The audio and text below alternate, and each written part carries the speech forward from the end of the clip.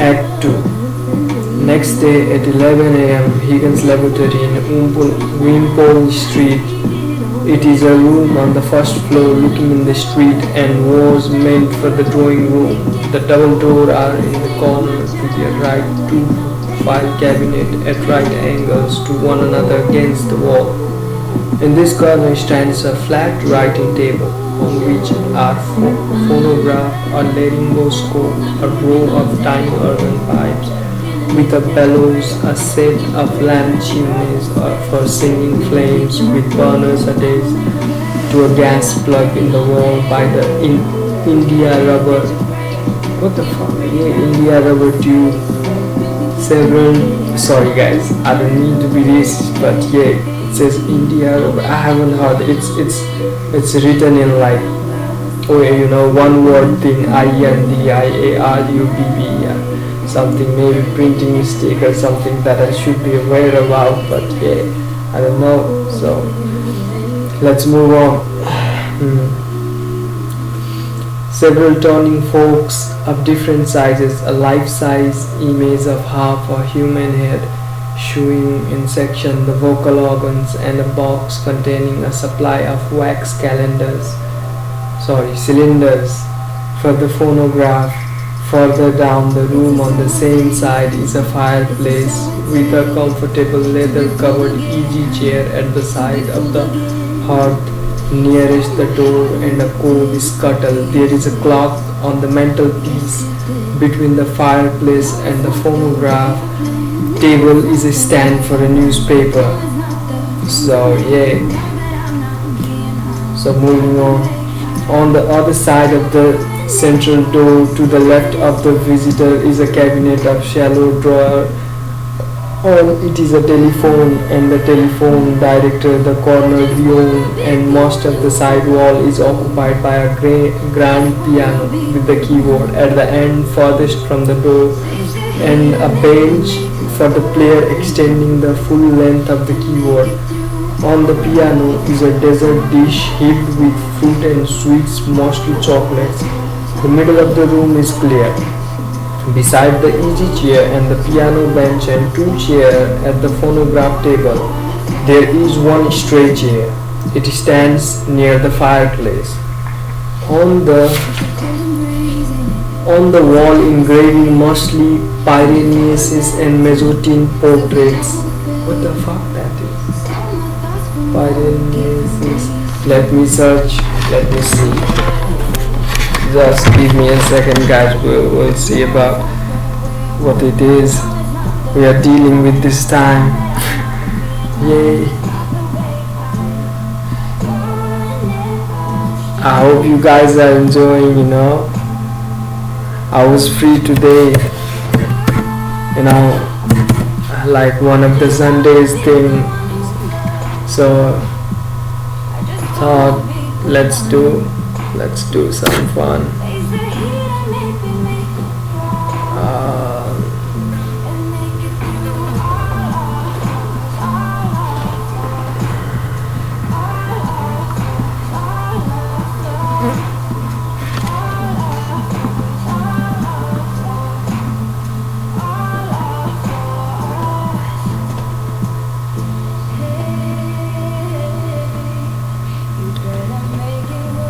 Italian classical archaeologist, architecture and artist famous for his etching of Rome and of fictitious and atmosphere present.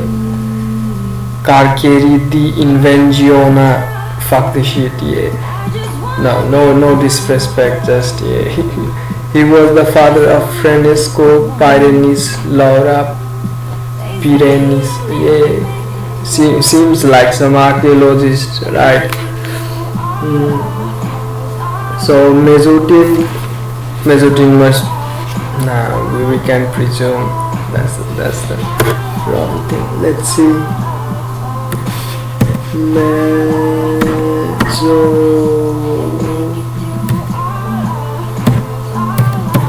Mezzotine.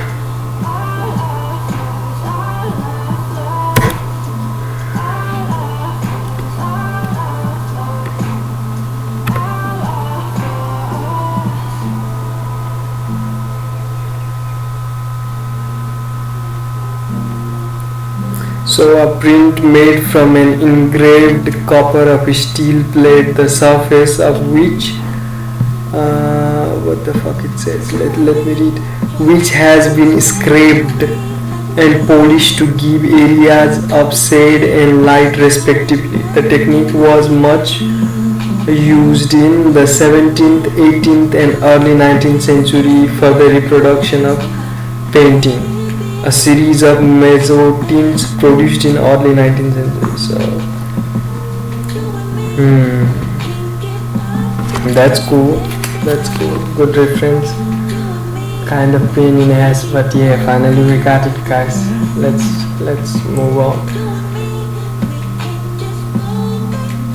Pickering is seated at the table, putting down some card and a tuning fork which he has been using.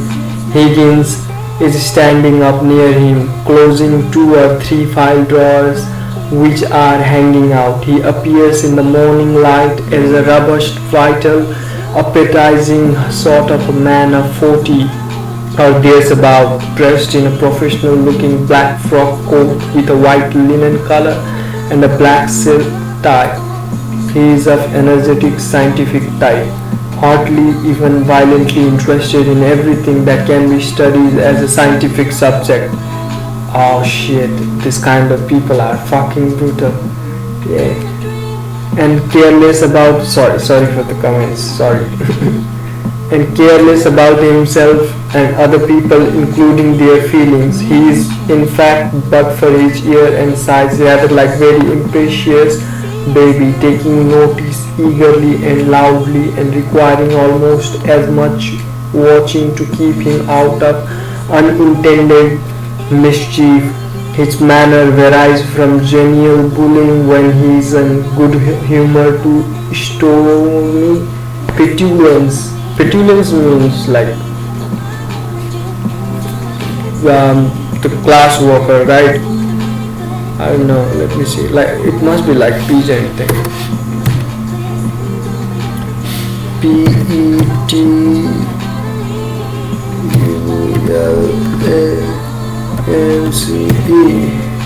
Petulance means fuck me.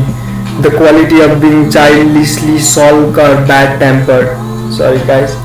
So it's like let's say moodiness kind of thing. Yeah, a little bit sensible thing, you know, like you deal everything with a kind of egocentrism, like kids do. They don't care, they cry and this and that. Yeah, something close to that. I will not say exactly, something close to that. Let's fucking move on. When anything goes wrong, but he is so entirely frank and void of malice that he remains likable in his least reasonable movement. Higgins, as he shuts the last drawer, well, I think that's the whole show. Pickering, it's really amazing. I haven't taken half of it in, you know. Higgins, would you like to go over any of it again? Pickering, rising and coming to the fireplace where he plants himself with his back to the fire. Nah, thank you. Not now. I'm quite done up for this morning. Higgins, following him and standing beside him on his left. Tired of listening to sounds? Pickering, yes, it's fearfully strange. I rather fancied myself because I can pronounce 24 distinct vowel sounds, but your 130 beats me. I can't hear a bit of difference between most of them, right? Higgins, chuckling and going over to the piano to eat sweets. Oh, that comes with practice. You hear no difference at first, but you keep on listening, and presently you find they are all different as A from B. Mrs. Pires looks in, sees Higgins' housekeeper. What's the matter? Mrs. Pires, hesitatingly, evidently perplexed. Sorry, sorry guys, my voice. Hesitatingly, evidently perplexed. A young woman, sorry, a young woman asked to see you, sir. Higgins. A young woman? Who does she want? Mrs. Pierce. Well, sir, she says you'll be glad to see her when you know what she's come about. She's quite common girl, sir, very common indeed. I should have sent her away, only I thought perhaps you wanted her to talk into your machines. I hope I have not done wrong. But really, such queer people sometimes. You'll excuse me, sir, but I'm sure, sir. Higgins. Oh, that's all right. Mrs. Pierce. Has she an interesting accent? Mrs. Pierce. Oh, something dreadful, sir, really. I don't know how you can take an interest in it. Higgins. Let's have her up. Shoo her up. Mrs. Pierce. He rushes to his working tables and pick out a cylinder to use a phonograph. Mrs. Pierce. Only half resigned to it. Very well, sir. It's for you to say. She goes downstairs. Higgins. This is rather a bit of luck. I'll show you how I make records. Well, set her talking and I'll take it down. First in bells, visible speech, and then in a broad remix, and then we'll get her on a phonograph so that you can turn her on as often as you like with a written transcript before you. Damn, they're planning fucking evil thing. What's that shit about? Come on, Mrs. Pierce. This is young woman, sir. The flower girl enters in state. She has a hat with 3 ostrich feathers, orange, sky blue and red. She has nearly clear apron and the shoddy coat has been tidied a little. The pathos of this deplorable figure with its innocent vanity and consequential air touches Pickering, who has already straightened himself in the presence of Mrs. Pierce. But as to Higgins, the only distinction he makes between men and women is that when he is neither bullying nor exclaiming to the heaven against some featherweight cross, he coaxes woman as a child coaxes its nurse when it wants to get anything out of her. Interesting. Bad boys, sorry. Bad boy shit. Higgins.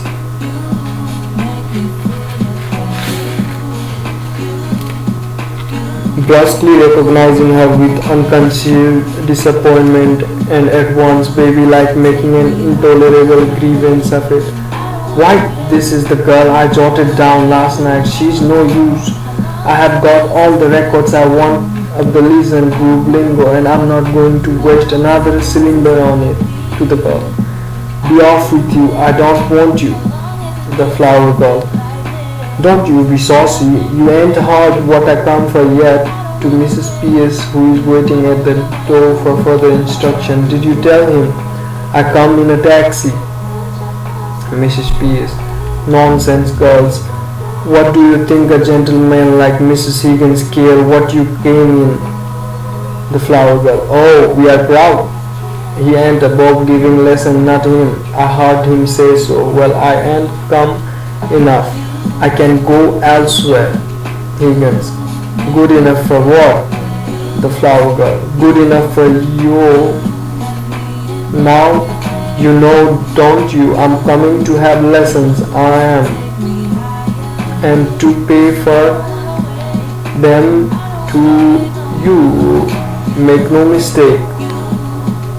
I don't know why it is written like TE-OOOYE-OO shit.